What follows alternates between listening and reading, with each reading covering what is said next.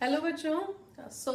आज हम chemical reaction शुरू करने जा रहे हैं। अभी तक की इससे पहले की जितनी भी वीडियोस थी उसमें हमने रेडिकल्स की वैलेंसी समझा, हमने 20 एलिमेंट्स को याद करने का तरीका समझा, हमने ये समझा कि कंपाउंड्स कैसे बनाते हैं और हमने समझा कि इक्वेशन को बैलेंस कैसे करते हैं।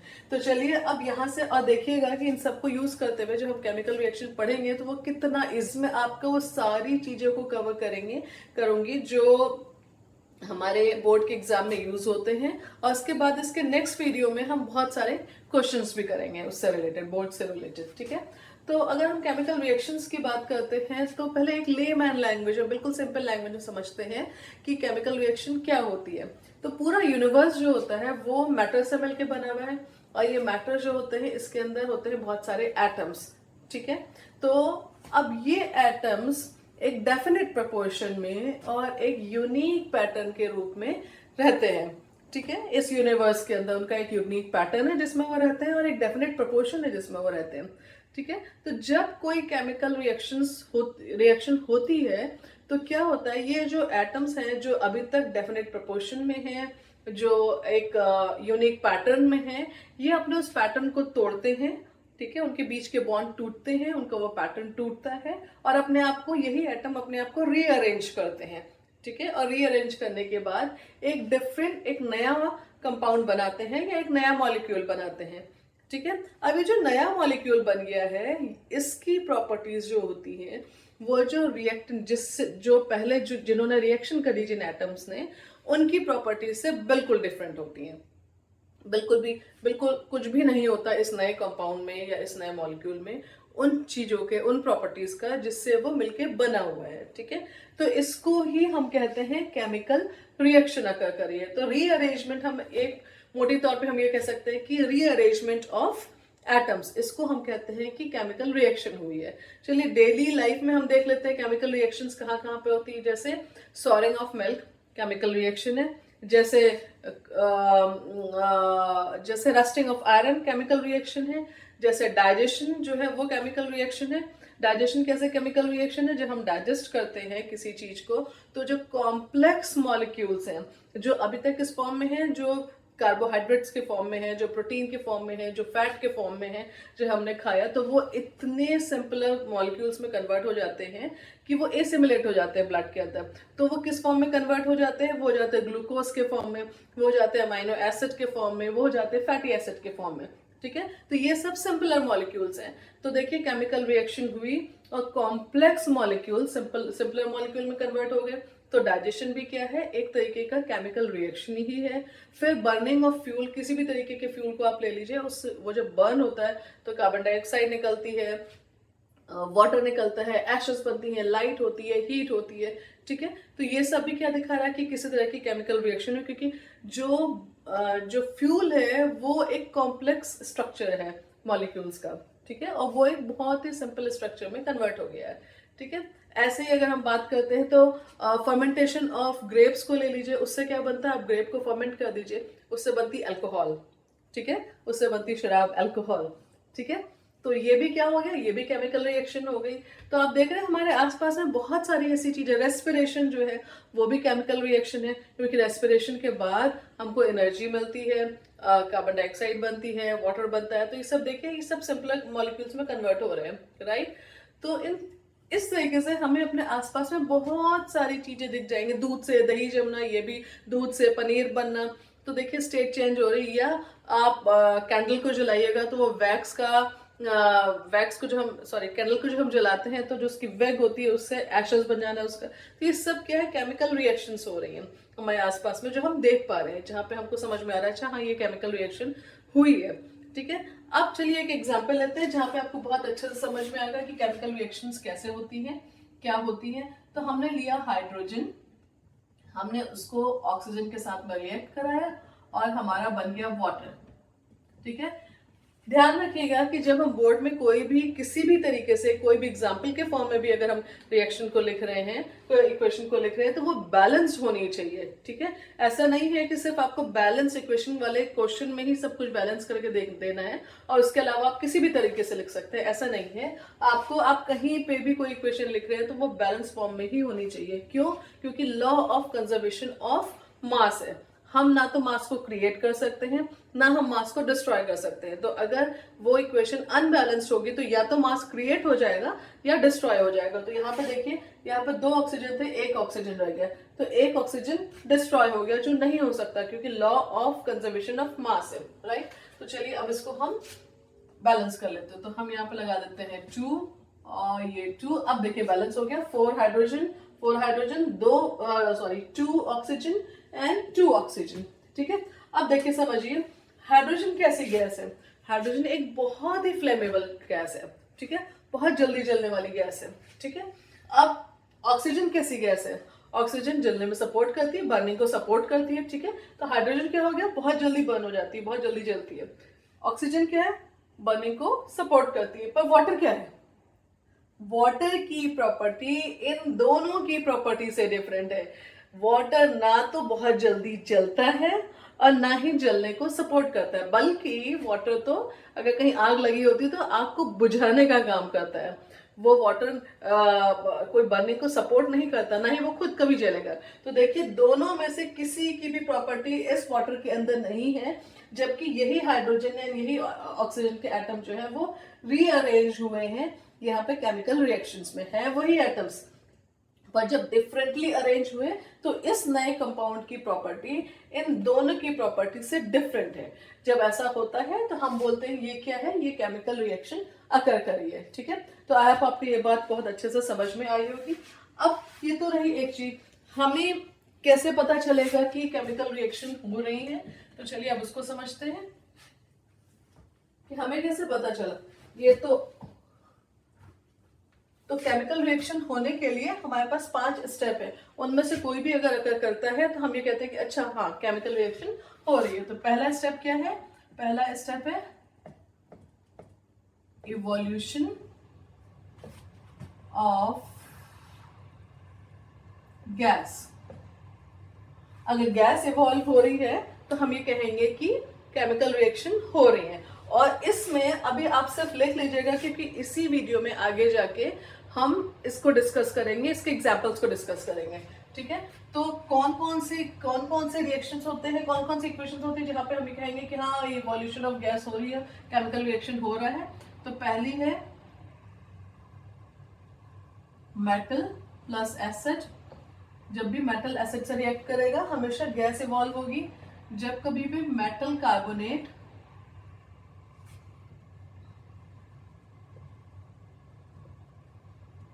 एसिड के साथ रिएक्ट करेगा तो भी हमेशा गैस इवॉल्व होगी। और थर्ड है थर्मल डिकम्पोजिशन।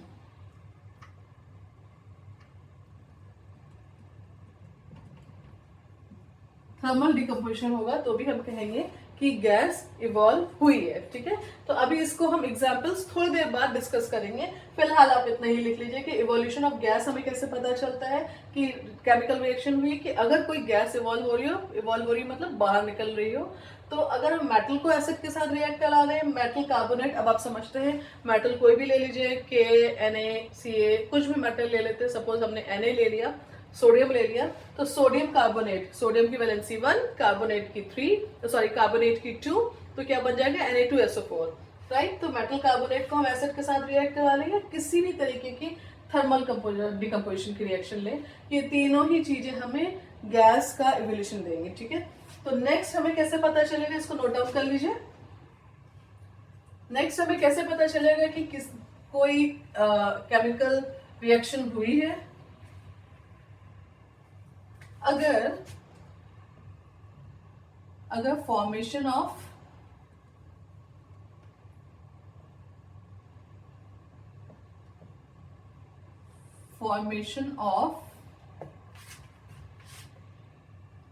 प्रेसिपिटेट हो,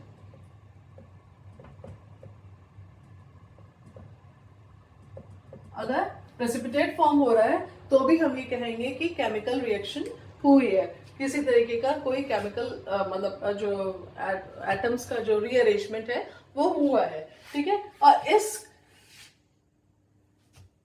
इसमें आप अभी सिर्फ लिख लीजिएगा, थोड़ी देर बाद ये सब डिस्कस करेंगे।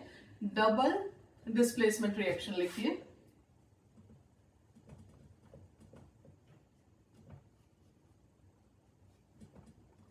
जितनी भी डबल डिस्प्लेसमेंट रिएक्शन है वो सारी की सारी प्रेसिपिटेट फॉर्म करती हैं।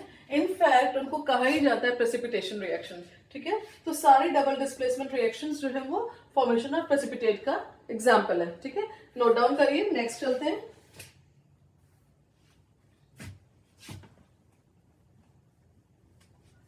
थर्ड क्या है हमारा? Change in colour. कि अगर कलर में कोई चेंज हो रहा है, चेंज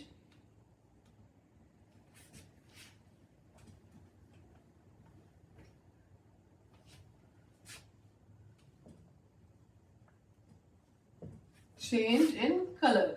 अगर किसी रिएक्शन को, किसी दो सब्सटेंस को हम मिला रहे हैं और हम देख रहे हैं कि मिलने के बाद उसके कलर में कोई चेंज आ जा रहा है, तो भी हम कहेंगे कि केमिकल रिएक्शन हुई है। जैसे पोटेशियम पर मैग्नेट को, जिसका कलर होता है पर्पल, उसको अगर हम सिट्रिक एसिड के साथ मिला देते हैं तो वो कलरलेस हो जाता है। तो ये कलरलेस हुआ, इसका मतलब हमें क्या पता चला? हमें पता चला कि अच्छा केमिकल रिएक्शन हुई है, तभी तो ये कलरलेस हुआ है ना।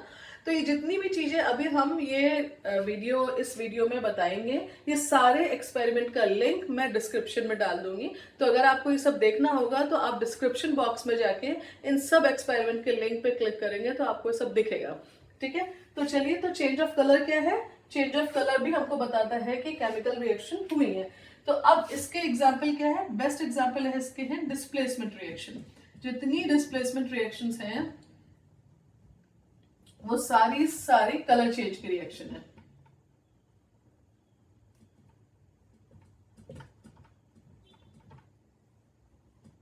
ओके, तो डिस्प्लेसमेंट रिएक्शंस जो होती हैं वो कलर चेंज की रिएक्शंस भी होती है। अभी थोड़ी देर बाद हम ये सारी चीजें देखेंगे भी। ठीक, नेक्स्ट आ जाइए। नेक्स्ट है टेम्परेचर। तो हम जब चेंज इन टेम्परेचर देखते हैं, किसी भी तरीके का चेंज होता है, चाहे वो टेस्ट ट्यूब, अगर रिएक्शन दो सब्सटेंस मिलाए और टेस्ट ट्यूब बहुत ठंडी हो गई तो भी हम कहेंगे कि ये चेंज इन टेम्परेचर है। टेस्ट ट्यूब बहुत गर्म हो जाएगी तो भी हम कहेंगे कि ये चेंज इन टेम्परेचर है। ठीक है, तो फोर्थ है हमारा change in temperature.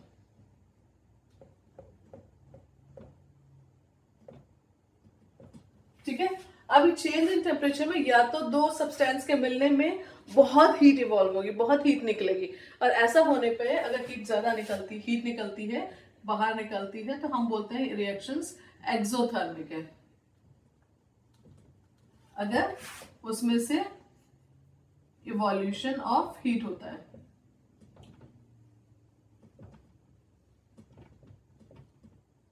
And light भी बहुत ज्यादा निकली है तो लाइट भी होगी उसमें। ठीक है, तो इस तरह के रिएक्शन जिसको हम कहेंगे एक्सोथर्मिक, जहां पे हीट निकल ली। देखिए, अब थोड़ा डेली लाइफ में ही देखिए, कहाँ पे मैंने रेस्पिरेशन किया, ग्लूकोज ऑक्सीजन के साथ मिक्स हुआ और उसने एनर्जी बना दी। राइट, तो एनर्जी क्या है? एक टाइप ऑफ हीट ही है। ठीक है, तभी तो हमारा बॉडी गर्म रहती है ना। ठीक, तो ये एनर्जी इवॉल्व हुई, एनर्जी बाहर निकली। किस तरह की रिएक्शन है? रेस्पिरेशन एक्सोथर्मिक रिएक्शन है। तो हम रेस्पिरेशन को क्या लिखेंगे? ये एक्सोथर्मिक रिएक्शन है। बहुत ज्यादा पूछा जाता है ये क्वेश्चन, इसलिए इसको ध्यान रखिएगा, ये इंपॉर्टेंट क्वेश्चन है, काफी बार पूछा जाता है, 1 मार्क का क्वेश्चन है। ठीक है, फिर क्या होता है? किस तरह की रिएक्शंस होती है? Exothermic reaction. किसी भी तरह की कंबस्टन जो होता है वो एक्सोथर्मिक रिएक्शन देगा। ठीक है, तो किसी भी चीज को अगर हम जलाएंगे तो हमेशा हीट होगी, हमेशा हीट होगी और लाइट होगी। ठीक है, तो मैंने क्या कहा? एक्सोथर्मिक रिएक्शन क्या होती है? जिनमें हीट निकलती है और लाइट होती है। ठीक है, अगर हीट बहुत ज्यादा होगी, लाइट तभी होगी। अगर उतनी हीट नहीं है तो लाइट नहीं होगी, जस्ट हीट होगी। तो जितनी भी चीजों को आप, जितना भी कंबशन रिएक्शंस को आप देखोगे, वो सारी की सारी एक्सोथर्मिक होती हैं। तो रेस्पिरेशन के अलावा क्या हुआ? बर्निंग ऑफ फ्यूल लिख लें, ऑफ फ्यूल, या हम इसको एक और नाम दे सकते हैं, कंबशन रिएक्शंस।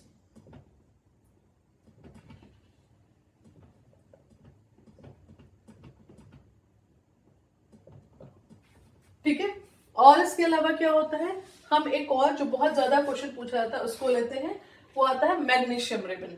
ठीक है, मैं इसको मिटा लेती हूँ, इसको लिख लिया, इसको नोट डाउन कर लीजिए।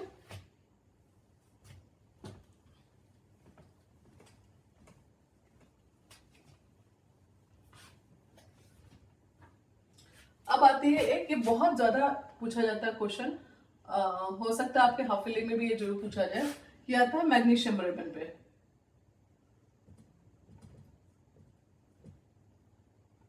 ठीक है, मैग्नीशियम रिबन जो होता है वो उसको अगर हम जलाते हैं तो उसको पहले, जलाने से पहले हमको उसको सैंड से रब करना पड़ता है, क्लीन करना पड़ता है। ठीक है, तो जब हम मैग्नीशियम रिबन को जलाएंगे तो बहुत हीट जनरेट होती है। ठीक, तो ये एक्सोथर्मिक रिएक्शन हो गई। बट जलाने से पहले हमको उसको सैंड पेपर से रब क्यों करना पड़ता है उसको समझिए। तो मैग्नीशियम जो होता है वो एयर में प्रेजेंट वाटर से, कार्बन डाइऑक्साइड से एंड ऑक्सीजन के साथ में रिएक्ट करके एक बेसिक मैग्नीशियम कार्बोनेट की लेयर बना लेता है। ठीक है, फॉर्म्स लेयर ऑफ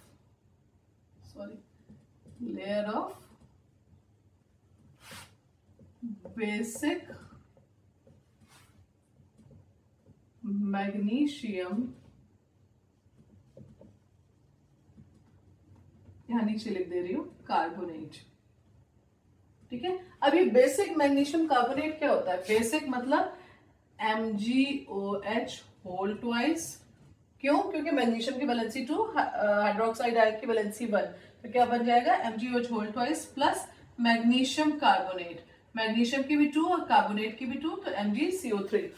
ठीक है, तो ये जो मैग्नीशियम रिबन होता है वो एयर में जितनी भी कार्बन डाइऑक्साइड, एयर में जो कार्बन डाइऑक्साइड है, वाटर है, ऑक्सीजन है, उनके साथ रिएक्ट करता है और बेसिक मैग्नीशियम कार्बोनेट की एक लेयर बना लेता है। ठीक, अब होता क्या है इस लेयर से? ये लेयर बहुत स्टेबल होती है। ठीक, और जलती नहीं आसानी से, आग नहीं पकड़ती ये लेयर।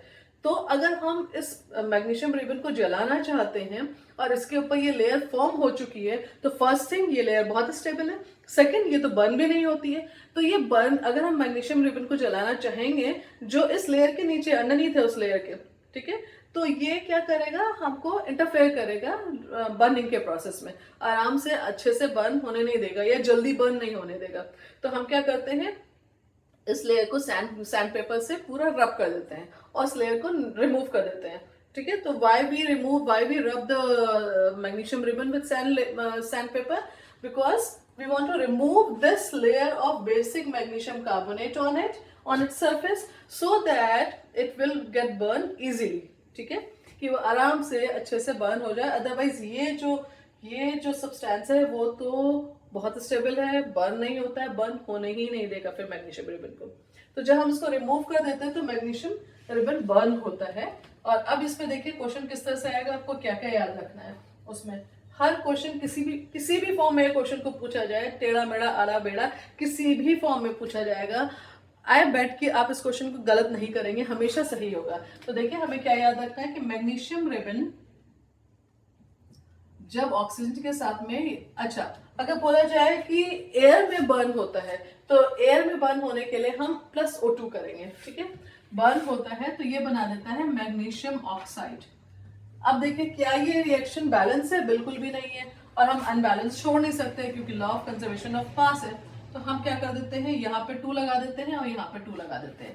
अब ये तो विग्रसली रिएक्ट करता है, बहुत तेजी से, बहुत ज्यादा विग्रस फॉर्म में रिएक्ट करता है। तो ये इसके साथ में बनाएगा हीट और ये इसके साथ में देगा लाइट। ठीक है, अब देखें कीवर्ड कहां पे, आप कैसे समझेंगे कि मैग्नीशियम रिबन वाला क्वेश्चन है। ये जो लाइट यहाँ पे आती है ना, ये लाइट होती है डैजलिंग फ्लेम देती है, डैजलिंग फ्लेम। ठीक है, तो किस तरीके की लाइट प्रोड्यूस होती है, किस तरीके की लाइट देता है ये मैग्नीशियम रिबन जब जलता है? एक डैजलिंग मतलब बहुत चमकदार। सिल्वर देखा ना, चांदी, तो चांदी जैसी बहुत चमकदार, बिल्कुल आंखों में जैसे चुभ रही हो, बिल्कुल ऐसी फ्लेम। तो अगर कहीं पे भी क्वेश्चन में ये लिखा हुआ है कोई सब्सटेंस एक्स है, जब हम उसको बर्न करते हैं एयर में तो डार्जलिंग फ्लेम आती है, तो वो सब्सटेंस एक्स क्या हो गया? मैग्नीशियम हो गया। ठीक है, मैग्नीशियम का रिबन हो गया। ठीक, तो सब्सटेंस वाई बना। तो अब देखिए अगर ये क्वेश्चन मैं कहूँ सब्सटेंस एक्स जो है वो बर्न हुआ ऑक्सीजन में और सब्सटेंस वाई उसने बनाया, और जब बर्न हुआ तो उसने एक डैजलिंग फ्लेम दिया और बहुत हीट जनरेट हुई, तो सब्सटेंस एक्स क्या हो गया? यहाँ पे देखिए सब्सटेंस एक्स हमारा हो गया मैग्नीशियम, सब्सटेंस वाई क्या हो जाएगा, सब्सटेंस वाई हो जाएगा मैग्नीशियम ऑक्साइड, ठीक है। और इसकी एशेस होती हैं, ठीक, जल जाएगा तो ऐश ही बनेगी इसकी, ठीक है, ऐश होती है। अब वो कह रहे हैं कि ये जो सब्सटेंस वाई है, अगर क्वेश्चन में इसके आगे बोलते हैं कि सब्सटेंस वाई को जब हम वाटर में डिसॉल्व करते हैं तो सब्सटेंस जेड दे देता है, तो अब सब्सटेंस जेड बताओ क्या होता है। तो मैं यहाँ पर थोड़ा सा डेज़लिंग फ्लेम को मिटा रही हूँ, आई होप आप लोगों ने ये लिख लिया होगा। तो देखिए अब जो सब्सटेंस एक्स था, सॉरी वाई था, उसको मैंने वाटर में डिसॉल्व कर दिया और इसने दे दिया सब्सटेंस जेड। अब मुझे बताना है सब्सटेंस जेड क्या हो सकता है, ठीक है। सब्सटेंस एक्स की जगह पे, वाई की जगह पे हम क्या लिख देते हैं, सब्सटेंस वाई हमारा है, थोड़ा सा इसको ऊपर करके लिखता ताकि जगह मिले।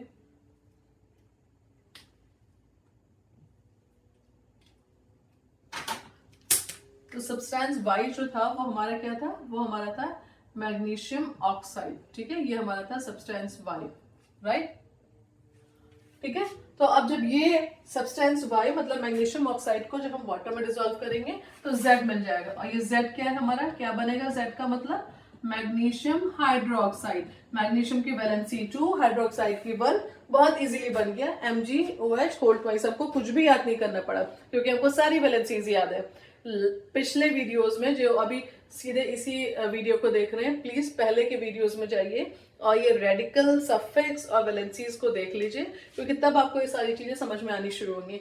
तो इनिशियल 2 वीडियोस में हमने 20 एलिमेंट्स, सफिक्स कैसे लेंगे, रेडिकल्स की वैलेंसी कैसे लेंगे, वो सारी बातें करी हुई हैं, ठीक है। तो अब देखिए, अब क्वेश्चन ने कहा कि कोई सब्सटेंस एक्स है, जब हमने उसको बर्न करा एयर में तो सब्सटेंस वाई बना, और फिर जब वाई को हमने वाटर में डिसॉल्व किया तो जेड बना। तो अब ये सारी चीजें बताओ एक्स वाई जेड क्या है, और ये भी बताओ कि ये एक्स किसके साथ उससे रिएक्शन करी जब वो बर्न हुआ एयर में।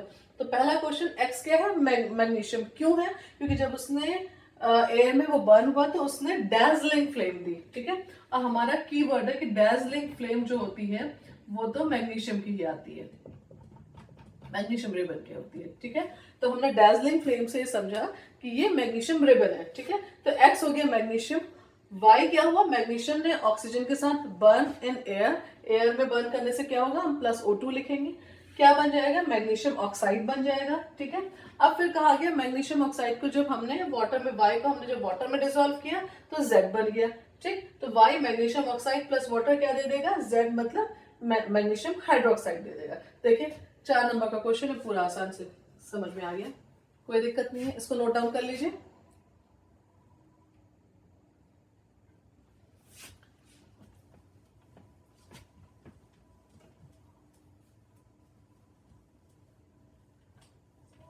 तो अब चलिए एंडोथर्मिक की बात करते हैं। एंडोथर्मिक रिएक्शंस क्या होती हैं,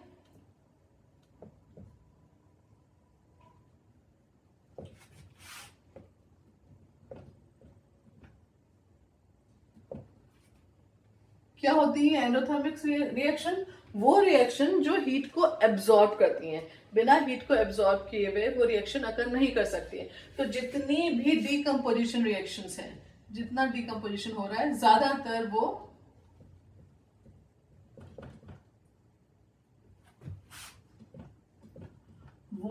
एंडोथर्मिक होती है, ठीक है।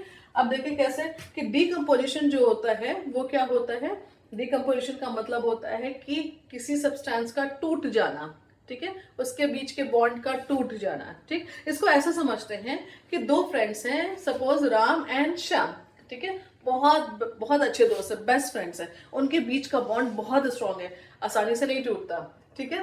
तो अब उनके बीच के बॉन्ड को तोड़ना, उनकी फ्रेंडशिप को तोड़ना, क्या किया जाए, ऐसे तो टूटेगी नहीं, तो मुझसे मत बात करना, तो मुझसे मत बात करना, क्या ऐसे फ्रेंडशिप टूट जाएगी, बिल्कुल नहीं टूटेगी, ठीक है। वो कहेगा तुम कौन होते हो मेरे को ये बताने वाले, मेरा तो बहुत अच्छा फ्रेंड है, मैं तो पक्का बात करूंगा।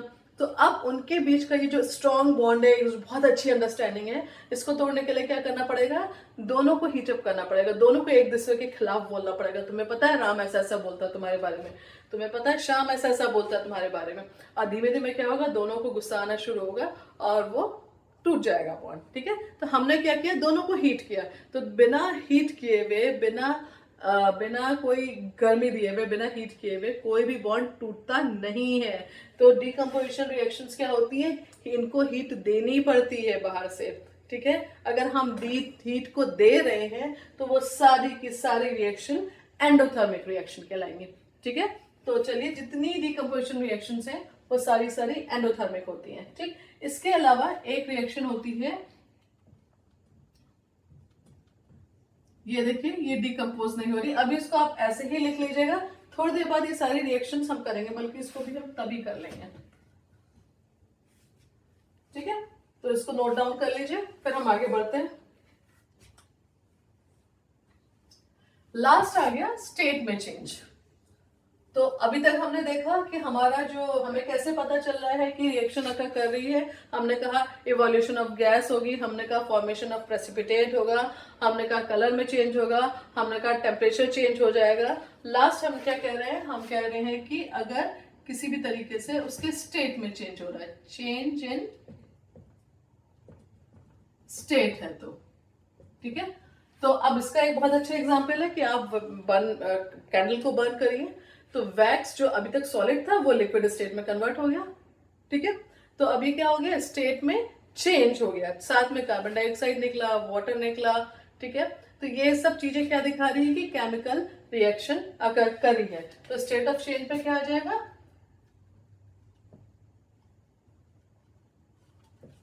बर्निंग ऑफ वैक्स या कैंडल, कुछ भी लिख लीजिए, ठीक है। अब एक चीज और समझिए कि जब हम ये सब बातें कर रहे हैं तो ऐसा जरूरी नहीं है कि अगर एक चीज, किसी रिएक्शन में सिर्फ एक ही चीज हो रही हो, इन पांचों में से सिर्फ एक ही चीज हो रही हो, तो हमें पता चलेगा कि हाँ भाई ये तो रिएक्शन हो रही है।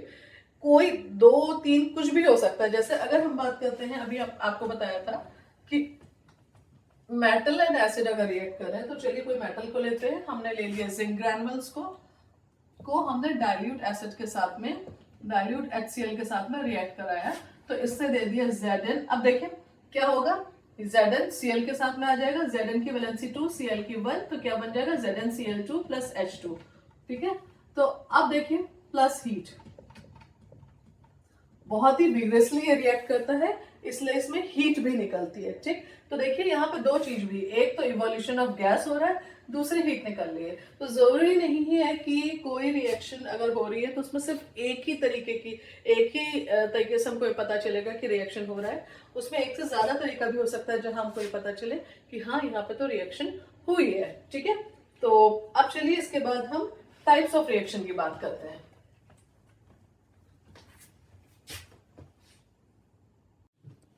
हाँ, तो अब चलिए हम टाइप्स ऑफ रिएक्शन की बात करते हैं। नेक्स्ट टॉपिक,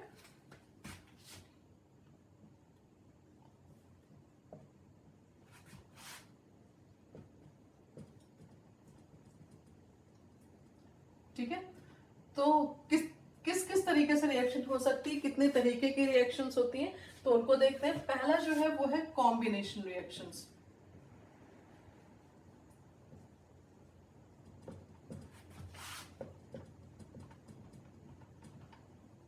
क्या होती है कॉम्बिनेशन रिएक्शंस, कंबाइन होना, आपस में जुड़ जाना, ठीक है। तो those reactions in which two or more substance combine to form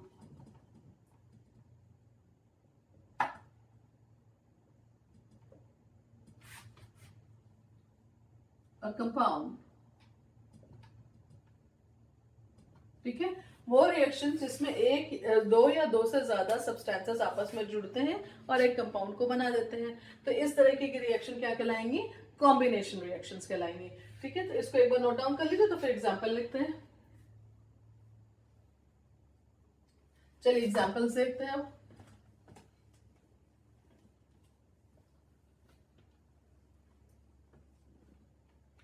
तो जो एग्जाम्पल्स हम कर रहे हैं उनको अच्छे से याद कर लीजिएगा और देखिएगा कि यही इसी तरीके से आते हैं क्वेश्चंस, और किसी तरीके से आते ही नहीं है। तो चलिए पहला एग्जाम्पल लेते हैं। हम लेते हैं क्विक लाइन।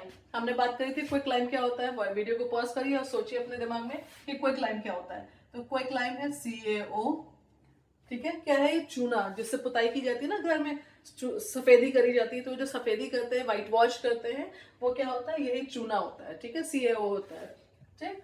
इसको अगर हम वाटर में रिएक्ट कराते हैं, क्योंकि अगर हम सफेदी कर रहे हैं, हम व्हाइट वॉश कर रहे हैं, तो हम क्या कर रहे हैं? चूने को पानी में मिक्स कर रहे हैं। अच्छा, आपने देखा है जब चूने को पानी में मिक्स करते हैं तो किस तरीके के बर्तन को लेते हैं? क्या प्लास्टिक की बकेट को ले लेते हैं, या हम कोई मेटल की बकेट को लेते हैं? कभी ऑब्जर्व करा है कि अगर घर में पेंटिंग हो रही है तो प्लास्टिक की ले लेते हैं, और हाथ से भी, वो जो पेंटर्स होते हैं हाथ से भी ऐसे ऐसे मिक्स कर देते हैं। कभी ऑब्जर्व करा है कि चूने को अगर हम पानी में मिलाते हैं, जो जो जो व्हाइट वॉश करते हैं वो आते हैं जो पानी में मिलाते हैं, तो क्या वो हाथ से मिक्स करते हैं, या क्या वो प्लास्टिक की बाल्टी लेते हैं, या वो मेटल की बाल्टी लेते हैं और कूची से मिक्स करते हैं? देखा है कभी? अभी समझिए क्या होता है कि जब हम चूने को, मतलब क्विक लाइम को, मतलब कैल्शियम ऑक्साइड को, जब हम कैल्शियम ऑक्साइड को वाटर में मिक्स करते हैं तो ये दे देता है कैल्शियम हाइड्रोक्साइड। क्या है कैल्शियम हाइड्रोक्साइड? कैल्शियम की वैलेंसी 2, हाइड्रोक्साइड की 1, CaOH होल ट्वाइस, ठीक है। और ये क्या होता है? ये होता है स्लेग लाइन। तो ये क्वेश्चन एक और तरीके से आता है, इसको ध्यान रखिएगा कि क्विक लाइम से स्लेग लाइन कैसे बनता है,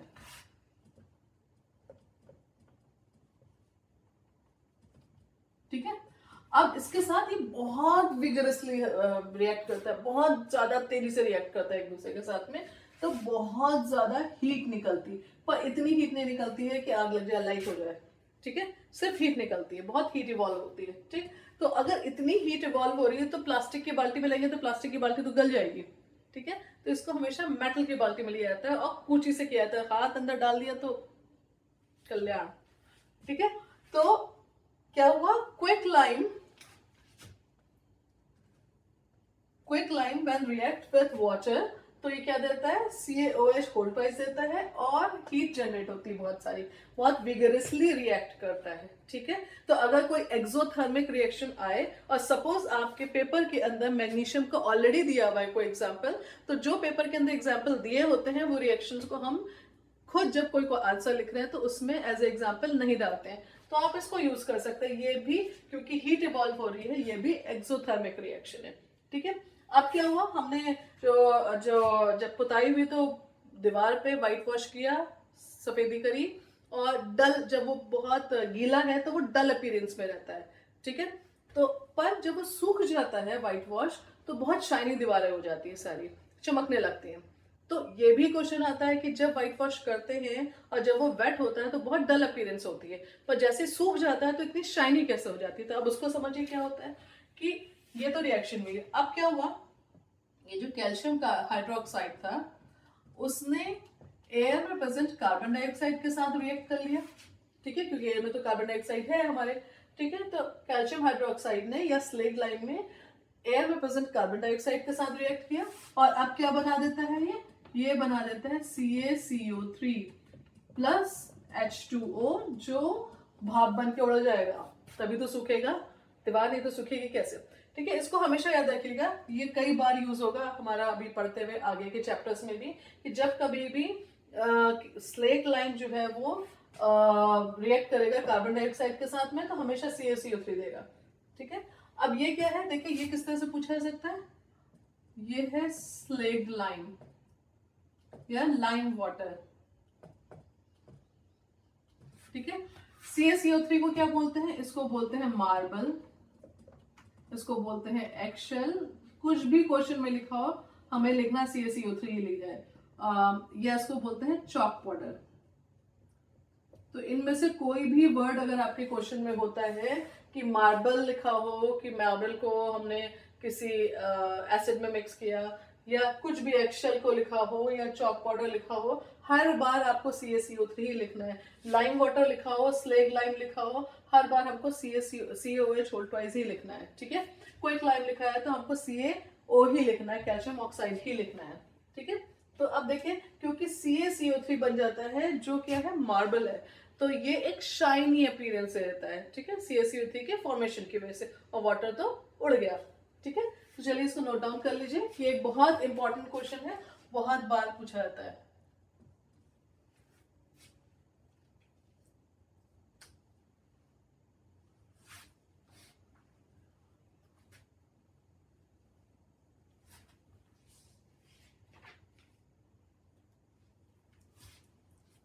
चलिए अब एक और लेते हैं।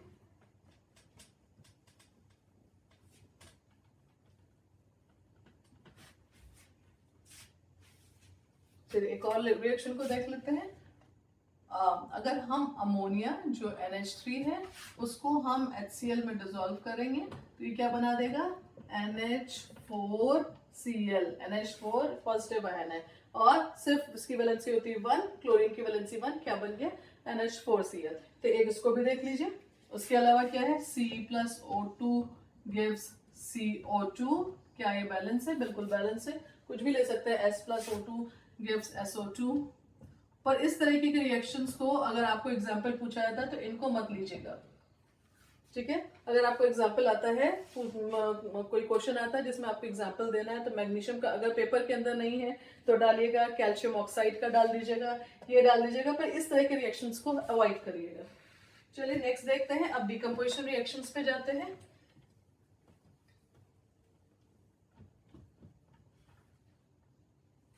ठीक है, तो नेक्स्ट है हमारी डीकम्पोजिशन रिएक्शंस।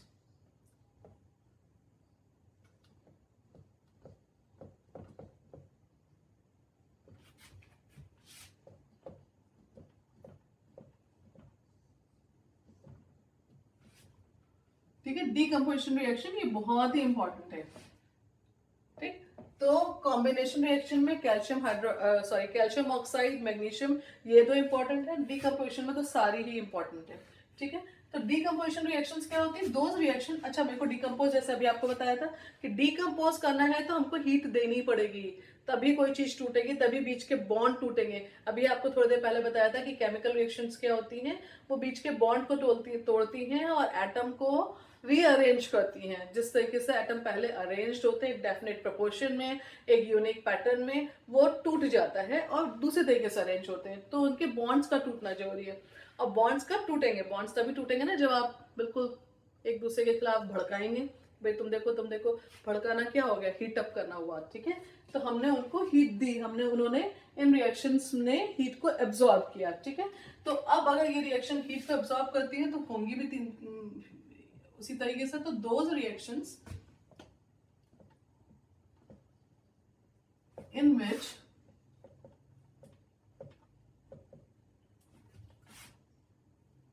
a compound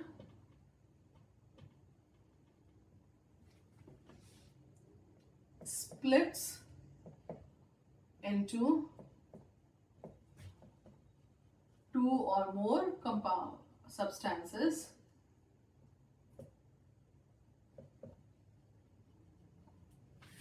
ठीक है, ये कहलाती है डिकम्पोजिशन रिएक्शन। अब देखिए आगे, बाय द एक्शन ऑफ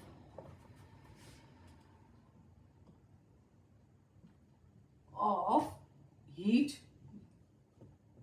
ठीक है, या फिर हम सनलाइट ले सकते हैं, या फिर हम इलेक्ट्रिसिटी ले सकते हैं। इन तीन तरीके से अगर कोई चीज टूट रही है, कोई कंपाउंड टूट रहा है, तो हम उसको क्या कहेंगे, ये डीकम्पोजिशन रिएक्शंस है। इसको लिख लीजिए। तो एग्जांपल चेक करते हैं।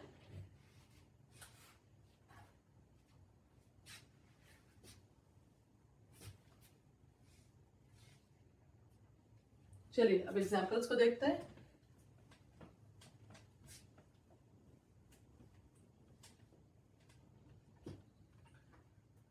तो पहले डिकम्पोजिशन, अच्छा अब देखिए, अगर मैं हीट दूंगी, ठीक है, तो इस तरीके के रिएक्शंस को हम बोलेंगे थर्मल रिएक्शंस, ठीक है। अगर हम सनलाइट देंगे तो ये रिएक्शन कहलाती है photolytic reaction. Photon, sunlight photon, photon होते हैं उसमें, इसलिए इसको बोलेंगे हम फोटोलिटिक रिएक्शन, ठीक है। अगर हम इलेक्ट्रिसिटी देके उसको तोड़ रहे हैं कंपाउंड को, तो हम इसको बोलेंगे हम इसको बोलेंगे इलेक्ट्रोलाइसिस। ठीक है, तो हीट वाली जो रिएक्शंस हैं वो थर्मल रिएक्शंस हैं, जो सनलाइट वाली रिएक्शंस हैं वो फोटोलिटिक हैं, और जो इलेक्ट्रिसिटी वाली रिएक्शंस हैं वो क्या है, इलेक्ट्रोलाइसिस है। ठीक, नोट डाउन कर लीजिए, फिर हम एग्जांपल्स लेते हैं। चलिए एग्जांपल लेते हैं इनके। सबसे पहले थर्मली जो रिएक्शंस होती हैं, डिकम्पोजिशन होता है, उसको देखते हैं। तो अभी हम जो रिएक्शन लिखने जा रहे हैं वो थर्मल रिएक्शंस हैं, बहुत इंपॉर्टेंट है।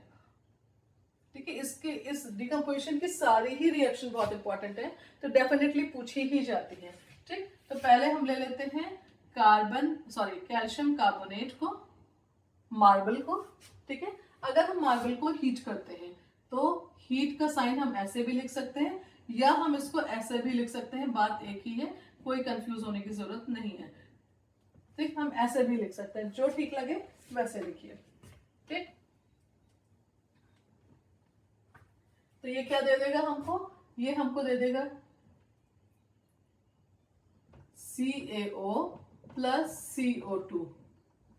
ठीक है, तो हम अगर कैल्शियम कार्बोनेट को या मार्बल को हम डिकम्पोज करेंगे तो वो हमको क्विकलाइन देगा और कार्बन डाइऑक्साइड देगा, या कैल्शियम कार्बोनेट जब डिकम्पोज होगा तो कैल्शियम ऑक्साइड देगा एंड कार्बन डाइऑक्साइड देगा। ठीक है, दूसरी रिएक्शन, अगर हम फेरस सल्फेट लिख के देखिए एक बार अपने आप, इस वीडियो को पॉज करके, फेरस सल्फेट। ठीक है, फेरस सल्फेट को लेते हैं और इसको डिकम्पोज करते हैं, तो ये हमको दे देगा Fe2O3 plus SO2 plus SO3। ठीक है, क्लियर है। अब देखिए यहाँ पे जो, अब इस क्वेश्चन को, ये क्वेश्चन बहुत पूछा जाता है, चलिए इसको देखते हैं। और देखिएगा ये सारे क्वेश्चन करना कितना आसान हो जाएगा, आपको कोई मेहनत करनी ही नहीं पड़ेगी इनको करने के लिए। तो ये ग्रीन एंड ये रेडिश ब्राउन प्रेसिपिटेट। ठीक है, अब देखिए, तो जो हम फेरस सल्फेट, फेरस की वैलेंसी 2, सल्फेट की वैलेंसी 2, तो FeSO4 बनेगा। फेरस सल्फेट को जो हम हीटअप करते हैं, उसको जो हम बर्न करते हैं, तो हमको क्या मिलता है, फेरिक ऑक्साइड। आयरन की वैलेंसी 3 ले रखी, फेरिक ऑक्साइड मिलता है, सल्फर डाइऑक्साइड मिलता है, सल्फर ट्राइऑक्साइड मिलता है। ठीक है, अब क्वेश्चन में लिखा होगा एक सब्सटेंस है X जो ग्रीन कलर का है। अगेन हम X से शुरू करते हैं, ये जो सब्सटेंस है वो है X का कलर क्या है, green. When burn in air, it gives reddish brown precipitate Y। ठीक है, ये रेडिश ब्राउन प्रेसिपिटेट देता है Y, एंड ये एक रॉटन एग स्मेल होती है इसकी।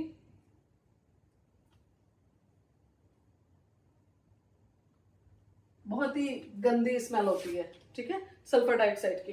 And a रॉटन egg smell gas has is evolve. ठीक है, अगर ये इस तरह की बहुत ही बदबूदार गैस बाहर निकलती है, तो अगर क्वेश्चन में ये लिखा हुआ है कि एक सब्सटेंस है जो ग्रीन कलर का है, जब हम उसको बर्न करते हैं एयर में तो वो वाई सब्सटेंस देता है जो रेडिश ब्राउन कलर का प्रेसिपिटेट है, और एक गैस निकलती है जो रॉटन एग स्मेल की होती है।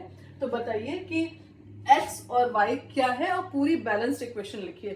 तो हम क्या लिख लेंगे कि एक्स जो है वो क्या है, हमें फेरस सल्फेट पूरा ढंग से लिखना है, फिर फॉर्मूला लिखना है। ठीक है, तो एक्स क्या हो जाएगा हमारा, एक्स हो जाएगा हमारा फेरस सल्फेट, एक्स हो जाएगी हमारी फेरस सल्फेट। ठीक है, वाई क्या हो जाएगा हमारा, वाई हो जाएगा हमारा फेरिक ऑक्साइड। ठीक है, तो अब रॉटन एग स्मेल की गैस, तो हमें कैसे पता चलेगा हमारा ये फेरस सल्फेट का डिकम्पोजिशन है, जब एक्स का जो कलर है वो ग्रीन लिखा हुआ है और साथ में लिखा हुआ है रेडिश ब्राउन प्रेसिपिटेट मिल रहा है, और साथ में लिखा हुआ है रॉटन एग स्मेल की गैस पास हो रही है। ठीक है, तो ग्रीन कलर का सब्सटेंस लिखा हुआ है जब हम उसको एयर में बर्न कर रहे हैं, रेडिश ब्राउन कलर का प्रेसिपिटेट लिखा हुआ है, रॉटन एग स्मेल की गैस लिखी हुई है। तो ये हमें क्या बता रहा है, ये हमें बता रहा है कि हमें डिकम्पोजिशन रिएक्शन लिखनी है किसकी, फेरस सल्फेट की। हमेशा बैलेंस्ड इक्वेशन लिखनी है। ठीक है, तो इसको नोट डाउन कर लीजिए, नेक्स्ट पे चलते हैं।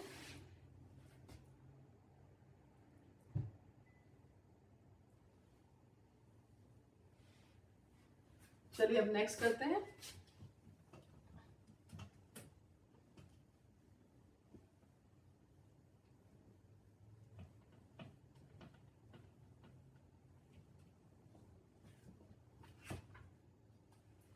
तो नेक्स्ट हमारी जो रिएक्शन है वो है लेड नाइट्रेट। लेड की वैलेंसी 2। अब लिखने की कोशिश करिए कि ये हो जाएगा हमारा PbNO3 होल ट्वाइस।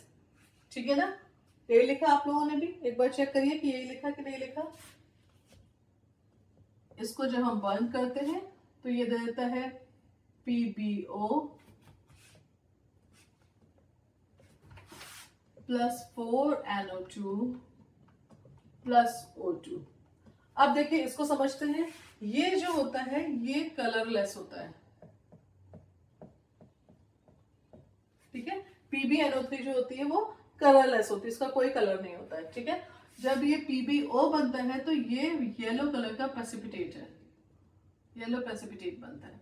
ठीक है, और ये जो NO2 लिखी हुई है ये एक ब्राउन गैस है, ब्राउन फ्यूम्स निकलते हैं इसके।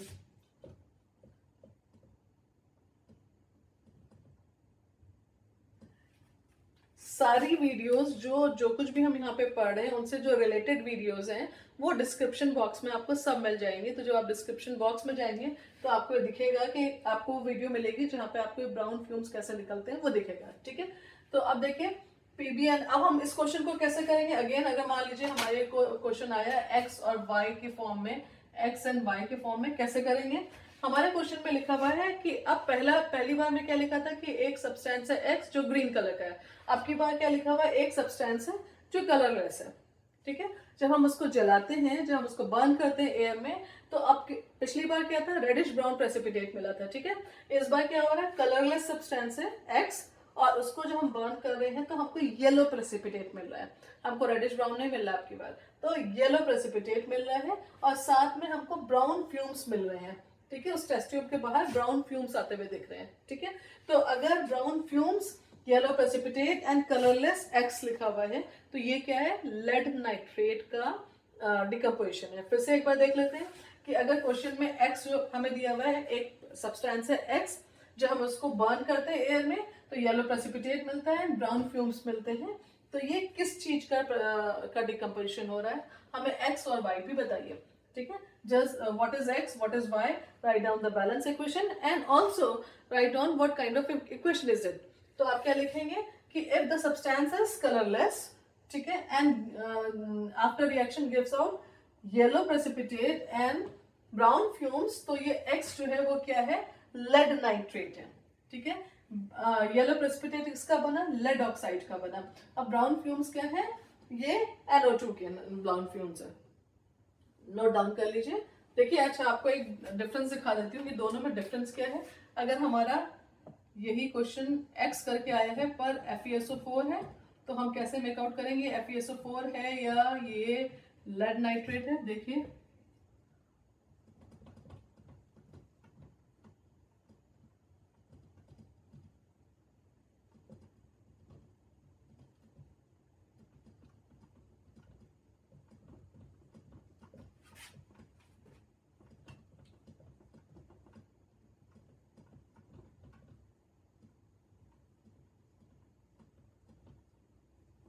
देख रहे हैं, तो अगर हमारा सब्सटेंस एक्स जो है वो कलरलेस है, तो कलरलेस है, येलो प्रेसिपिटेट है, ब्राउन फ्यूम्स है, तो ये लेड नाइट्रेट का डिकम्पोजिशन है। अगर हमारा एक्स सब्सटेंस ग्रीन है, प्रेसिपिटेट हमको रेडिश ब्राउन मिल रहा है और हमको साथ में रॉटन एग स्मेल वाली एक गैस भी मिल रही है, तो ये हमारा फेरस सल्फेट का डिकम्पोजिशन है। प्लीज नोट डाउन कर लीजिए, ये तीनों ही रिएक्शन थर्मल रिएक्शन है क्योंकि हम हर बार हीट को ले रहे हैं। ठीक है, हीट एब्जॉर्ब कर रहे हैं तब चीजें टूट रही। जैसे अगर आपको मान लीजिए कि आज गोभी की सब्जी खानी है, ठीक है, तो मम्मी क्या कढ़ाई में सिर्फ तेल डाल देगी, गोभी डाल देगी, आलू डाल देगी तो सब्जी बन जाएगी? नहीं, नीचे क्या करना पड़ेगा, इन सब्जी को डिकम्पोज करने के लिए, इस लायक बनाने के लिए कि हम उसको चबा पाए, खा पाए। जब चबाएंगे मतलब क्या हो रहा है, डिकम्पोज हो रही तभी तो सॉफ्ट हो रही है ना। ठीक है, तो हमें क्या करना पड़ेगा, नीचे से गैस ऑन करनी पड़ेगी, हीट देनी पड़ेगी। जब वो हीट को एब्सॉर्ब करेंगे तो क्या हो जाएगा, वो डिकम्पोज होंगे, खाने के लायक हो पाएंगे। डिकम्पोज इस समय लिटरल मीनिंग में मत लीजिएगा, बट उसका मतलब है कि वो खाने के लायक हो पाएंगे। ठीक है, तो बिना हीट एब्सॉर्ब किए हुए डिकम्पोजिशन रिएक्शंस पॉसिबल नहीं है। तो ये किस तरीके की रिएक्शन है, ये थर्मल डिकम्पोजिशन है। प्लीज इसको नोट डाउन कर लें।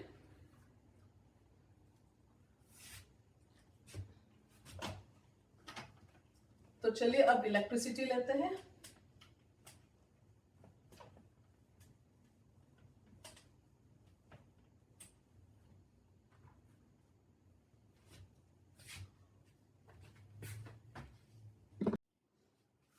चलिए अब हम इलेक्ट्रिसिटी लेते हैं। तो इलेक्ट्रोलाइसिस मतलब जब हम इलेक्ट्रिसिटी के थ्रू डिकम्पोजिशन कर रहे हैं, ठीक है, इलेक्ट्रोलाइसिस। तो इलेक्ट्रोलाइसिस जब लेते हैं, ये भी एक बहुत इंपॉर्टेंट क्वेश्चन है, बहुत बार पूछा जाता है अगर आप क्वेश्चन पेपर्स को देखेंगे। तो वाटर का इलेक्ट्रोलाइसिस होता है, ओ सॉरी,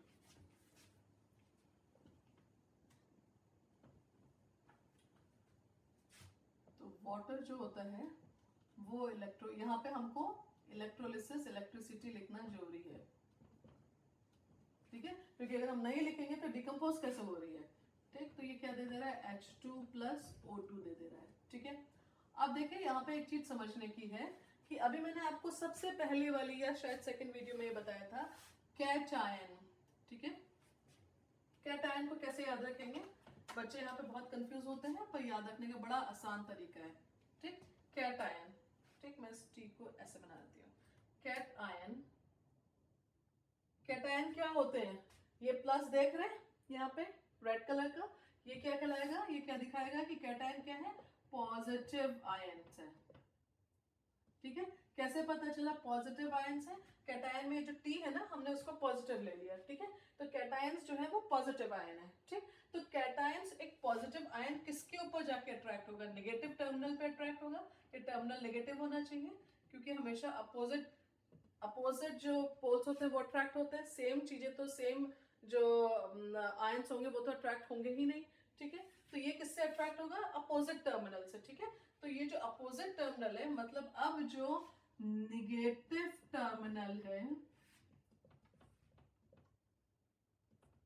उसको हम क्या कहेंगे, कैटायन की वजह से हम उसको कह देंगे कैथोड। याद रहेगा, बहुत इजी है कि कैटायन मतलब पॉजिटिव आयन और जिसपे जाके वो इकट्ठा होते हैं वो कैथोड। और कैथोड कैसा होगा, क्योंकि वो इकट्ठा होंगे तो नेगेटिव चीज पे अट्रैक्ट होंगे ना, तो कैथोड हो गया नेगेटिव टर्मिनल, ठीक है। एनायन क्या होता है, एनायन होते हैं, अगर ये कैटायन है तो एनायन हो गया नेगेटिव आयंस। अब नेगेटिव आयन किस पे जाके अट्रैक्ट होंगे, किस पे जाके इकट्ठा होंगे, पॉजिटिव पे जाके इकट्ठा होंगे, ठीक है। तो एनायंस जो होंगे वो हमेशा पॉजिटिव पे इकट्ठा होंगे,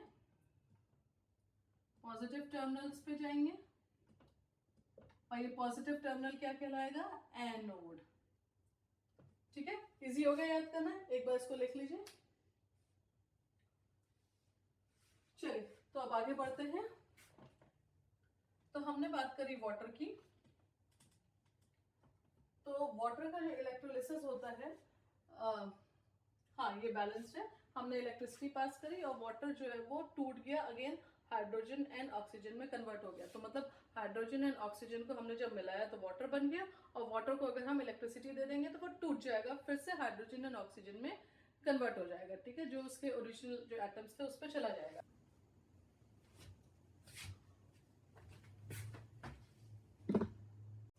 तो आप देखिए जब हम इलेक्ट्रिसिटी पास करेंगे वाटर से वाटर के ऊपर तो क्या होगा, वो हाइड्रोजन में एंड ऑक्सीजन में कन्वर्ट हो जाएगा। तो देखिए यहाँ पे मैंने एक सेटअप बनाया हुआ है, अभी हमने समझ लिया था कि हाइड्रोजन जो होता है वो एक पॉजिटिव आयन है, पॉजिटिव आयन है मतलब कैट आयन है, किस पे जाके अट्रैक्ट हो जाएगा, कैथोड पे जाके अट्रैक्ट होगा, ठीक है। कैथोड कैसा टर्मिनल हो गया, निगेटिव टर्मिनल, क्योंकि पॉजिटिव आयन निगेटिव टर्मिनल के ऊपर जाके अट्रैक्ट होगा, पॉजिटिव से अट्रैक्ट नहीं होगा, वहां तो रिपेल हो जाएगा, ठीक है। तो हाइड्रोजन एक पॉजिटिव आयन, कैट आयन, और किस पे जाके अट्रैक्ट होगा, कैथोड पे जाके अट्रैक्ट होगा। ऑक्सीजन एक नेगेटिव आयन, एन आयन किस पे जाके अट्रैक्ट हो जाएगा, एनोड पे जाके अट्रैक्ट हो जाएगा। एनोड कैसा टर्मिनल होगा, क्योंकि ऑक्सीजन जो है वो पॉजिटिव पे जाके अट्रैक्ट होगा, तो एनोड हो गया पॉजिटिव, ठीक है। तो इसको याद करने का एक सबसे अच्छा ट्रिक यही है, एनोड क्या है, कैथोड क्या है। अगर हमको ये याद रहेगा हमेशा कि कैथोड एक पॉजिटिव आयन है, तो हमें ये भी याद रहेगा कि वो नेगेटिव पे जाके अट्रैक्ट होगा। तो कैथोड से सॉरी कैटायन से कैथोड, तो कैटायन अगर पॉजिटिव आयन है, कैथोड एक नेगेटिव टर्मिनल हो गया, ठीक है। एनायन अगर एक नेगेटिव आयन है तो एनोड एक पॉजिटिव टर्मिनल हो गया। इजी वे याद करने का। तो चलिए अब देखते हैं। तो अब इसको देखिए सेटअप को, यहाँ पे क्या है कि इस बीकर के अंदर हमने पानी लिया हुआ है, ठीक है। हमने दो रॉड्स लगाए, ठीक है, और इस पे हमने इलेक्ट्रिसिटी पास कर दी, ठीक है।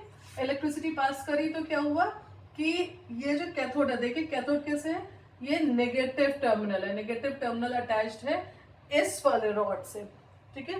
तो ये क्या हो गया कैथोड। अब पॉजिटिव टर्मिनल अटैच्ड है इस वाले रॉड से, तो ये क्या हो गया एनोड, ठीक है। तो अब देखिए हाइड्रोजन क्या है, एक कैटायन है, पॉजिटिव आयन है, किस पे अट्रैक्ट होगा, एक नेगेटिव टर्मिनल पे अट्रैक्ट होगा, ठीक है। इसको आपको समझाने के लिए सिर्फ मैं ऐसे कर दूं, आपको इजीली समझ में आ जाएगा, थोड़ा सा समझने में आसानी हो जाएगी, ठीक है। ऐसे बनाना नहीं होता है, सिर्फ आपको समझाने के लिए कर दिया, ठीक है। तो अब देखिए हाइड्रोजन जो होता है, जैसे ही इलेक्ट्रिसिटी पास होगी तो हाइड्रोजन नेगेटिव टर्मिनल पे और ऑक्सीजन पॉजिटिव टर्मिनल पे जाके इकट्ठा हो जाएगा। मतलब हाइड्रोजन, क्वेश्चन में आता है कि हाइड्रोजन किस पे होगा, कैथोड पे मिलेगा कि एनोड पे मिलेगा, तो आप क्या लिखेंगे, हाइड्रोजन कैथोड पे मिलेगा। हाइड्रोजन कैटायन है, कैथोड पे मिलेगा, ठीक है। और कैथोड क्या है, नेगेटिव टर्मिनल है, ठीक है। ऑक्सीजन एनायन है और किस पे मिलेगा, एनोड पे मिलेगा। एनोड क्या है, पॉजिटिव टर्मिनल है, ठीक। तो हमारा हाइड्रोजन कहाँ पे मिला, हाइड्रोजन का सॉरी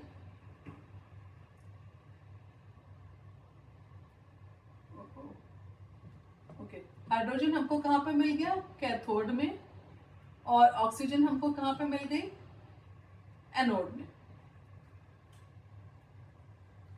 ठीक है। याद हो गया इतना।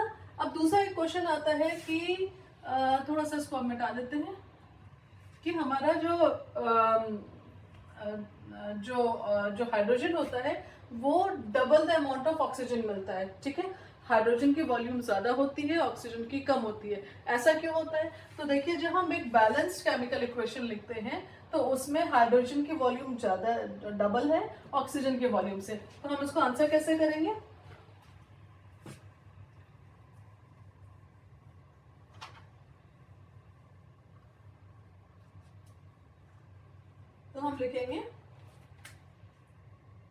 तो हम लिखेंगे volume of gas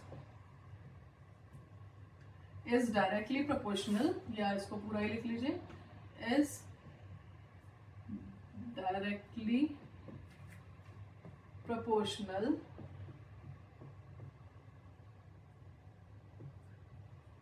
to the number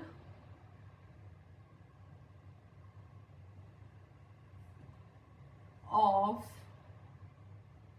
molecules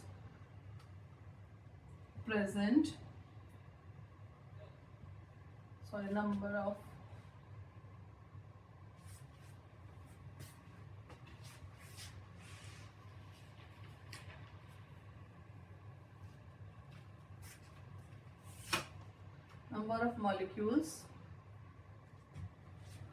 molecules of a gas present in balanced chemical equation।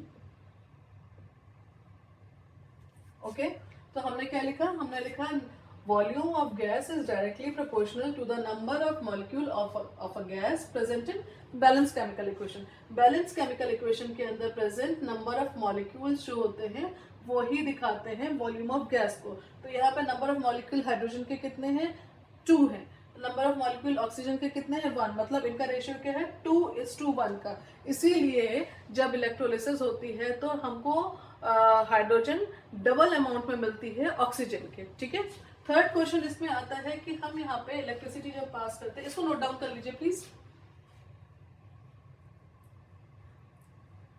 Third question इसमें आता है कि जब हम इलेक्ट्रिसिटी पास करते हैं तो हम इसमें थोड़ा सा सल्फ्यूरिक एसिड क्यों मिलाते हैं, डाइल्यूट, ठीक है। हम यहाँ पे जब इलेक्ट्रिसिटी पास करते हैं तो थोड़ा सा डाइल्यूट सल्फ्यूरिक एसिड भी देते हैं, H2SO4, ठीक है। ऐसा क्यों करते हैं, ताकि ज्यादा जब तक आयंस नहीं होंगे तब तक इलेक्ट्रिसिटी कैसे पास होगी? तो आयंस को प्रोड्यूस करने के लिए हम ये एसिड देते हैं।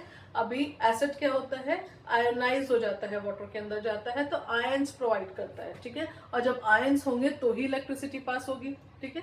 तो ये आयंस, ये डाइल्यूट H2SO4 क्यों डाला जाता है? सो दैट इलेक्ट्रिसिटी पास हो पाए उसके अंदर, वो आयंस को इंक्रीज करता है, आयंस को प्रोवाइड करता है उनको, ठीक है। थर्ड क्वेश्चन इसमें आता है कि हमें कैसे पता चलेगा कि किस टेस्ट ट्यूब में क्या मिला है, कि 2 टेस्ट ट्यूब है, ठीक है। हमें कैसे पता चलेगा कि किसमें हाइड्रोजन है, किसमें ऑक्सीजन है? सपोज इसमें हाइड्रोजन है और सपोज इसमें ऑक्सीजन है। अब देखिए, अभी आपको शुरुआत में बताया था कि हाइड्रोजन जो होती है वो बहुत ही फ्लेमेबल सब्सटेंस है, ठीक है, बहुत जल्दी जलने वाली गैस है, ठीक। तो अगर मैं यहाँ पे एक बर्निंग मैच स्टिक लेके आऊं, मैंने यहाँ पे एक बर्निंग मैच स्टिक लेके आई इसके पास में,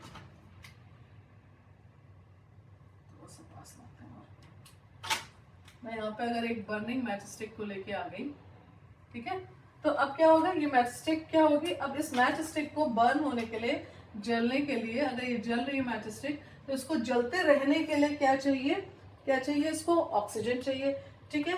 अब नीचे हाइड्रोजन जो है, अब उसके पास अगर हम, बहुत जल्दी जल जाती है, बहुत फ्लेमेबल है और बहुत फट से आग पकड़ती है, ठीक है। तो अब देखिए, आप यहाँ पे इस जलती हुई मैच स्टिक को लेके आ रहे हैं, नीचे हाइड्रोजन गैस, ठीक है, ये हाइड्रोजन गैस निकल रही है। ये क्या होगा, इस मैच स्टिक के जलने की वजह से ये भी आग को पकड़ लेगी, ठीक है, ये हाइड्रोजन भी जलने लग जाएगी। क्या सराउंडिंग में इतनी ऑक्सीजन है कि ये जलती रहे और ये भी जल जाए? ठीक है, ऐसा तो नहीं हो सकता, इतनी तो है ही नहीं। तो क्या होता है, ये मैच स्टिक पॉप साउंड के साथ में बुझ जाती है, ठीक है, क्योंकि उसको इनफ ऑक्सीजन मिलती ही नहीं है कि वो जल पाए, ठीक है। तो क्या होता है, अगर टेस्ट ट्यूब के अंदर हाइड्रोजन गैस है, वो लिबरेट हो रही है, तो अगर हम उसके पास में एक जलती हुई मैच स्टिक लेके आएंगे, बर्निंग मैच स्टिक लेके आएंगे, तो वो मैच स्टिक पॉप साउंड के साथ में बुझ जाएगी। अगर ऐसा होता है कि वो पॉप साउंड के साथ बुझ जाती है, तो हम कहते हैं कि उस टेस्ट ट्यूब के अंदर हाइड्रोजन गैस है, ठीक है। अब देखिए, यहाँ पे हम फिर से एक टेस्ट ट्यूब में, सॉरी, फिर से हम बर्निंग मैच स्टिक को लेके आते हैं, ठीक, हम एक बर्निंग मैच स्टिक लेके आए,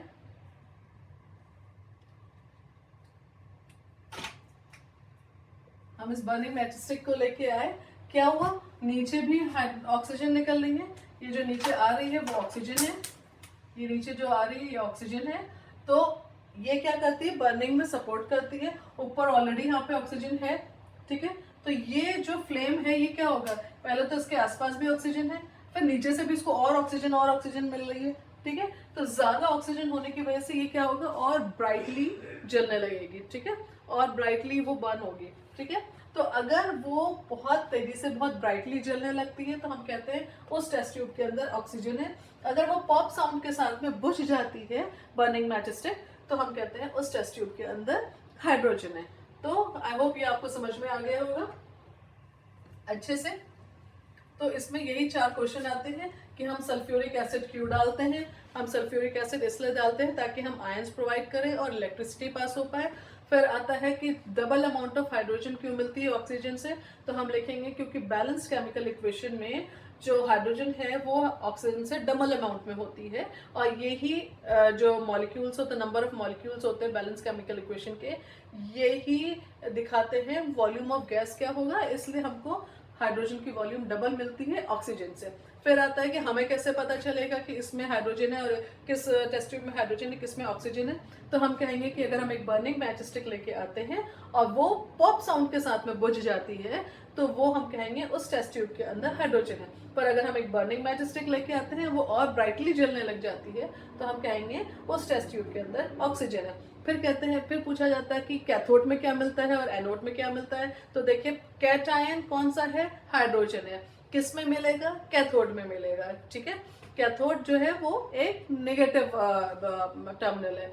एनायन कौन सा है, ऑक्सीजन है, किस में मिलेगा, एनोड पे मिलेगा, ठीक है। तो ये चारों क्वेश्चन आते हैं। एक बहुत इंपॉर्टेंट क्वेश्चन था जो पूछा जाता है बहुत बार बोर्ड के एग्जाम्स में।